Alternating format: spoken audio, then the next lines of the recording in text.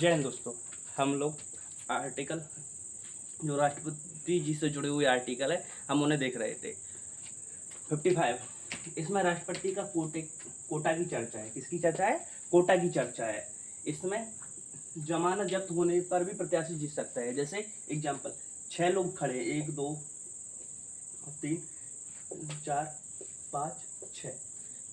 इसमें जिसके पास सबसे ज़्यादा वोट गिरते हैं, जिसके पास सबसे ज़्यादा वोट होते हैं वही प्रत्याशी जीत जाता है। लेकिन जब राष्ट्रपति जी चुनाव के लिए खड़े होते हैं तो उनके लिए आरबीआई के पास 15,000 रुपये जमानत के तौर पे उन्हें जमा करना पड़ता है। ठीक है, इसमें इन्हें 50% से ज़्यादा वोट लाने पड़ते हैं। कितने? 50% इनके पास वोट होने चाहिए तो ये विजेता होते हैं। अगर 50% वोट ना आए, 50% वोट ना आए और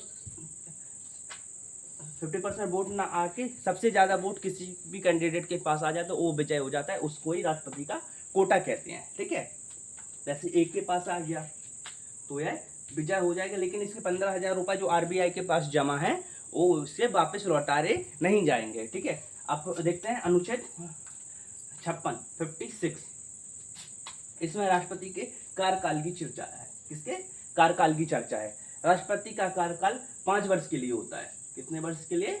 5 वर्ष के लिए होता है। ठीक है, अनुच्छेद 57 इसमें अनुच्छेद 57 इसमें कहा गया है राष्ट्रपति जी दोबारा निर्वाचन हो सकते हैं। राष्ट्रपति जी दोबारा निर्वाचन हो सकते हैं। जैसे राजेंद्र प्रसाद जी हमारे राष्ट्रपति जी 2 बार चयनित हो चुके हैं, 2 बार राष्ट्रपति जी बन चुके हैं। अनुच्छेद 58 इसमें राष्ट्रपति जी की योग्यता की चर्चा है। योग्यता मतलब कैसा राष्ट्रपति होगा, क्या उसके लिए शर्तें होंगी, योग्यता की बात है। ठीक है, वह भारत का नागरिक हो, वह भारत का नागरिक हो। क्या? वह भारत का नागरिक हो। दूसरा, वह 35 वर्ष की आयु का हो। एज बहुत इंपॉर्टेंट है हमारे लिए, क्योंकि अगर नए लड़के को अगर प्रधानमंत्री या राष्ट्रपति जी बना दिया जाए तो वह अपनी मनमानी करेगा, किसी को भी एसटी, किसी को एसटी, कोई कुछ भी नियम लागू वगैरह कर सकते हैं। इसलिए राष्ट्रपति जी की 35 वर्ष हमारे संविधान में आयु की चर्चा है। ठीक है, वह लोकसभा के सदस्य की योग्यता रखता हो। जो हमारे लोकसभा है तथा राज्यसभा है, लोकसभा के सदस्य की योग्यता के बराबर उसके पास योग्यता हो। किसकी? लोकसभा की योग्यता के बराबर उसके पास क्षमता हो। ठीक है, उसमें 50 प्रत्याशी प्रस्तावक हो। कितने? 50 प्रस्तावक हो। मतलब 50 का प्रस्तावक का मतलब ये होता है कि अगर किसी को खड़ा होना है तो उसके पास 50 लोग पहुंचे कि हम आपको राष्ट्रपति बनाना चाहते हैं।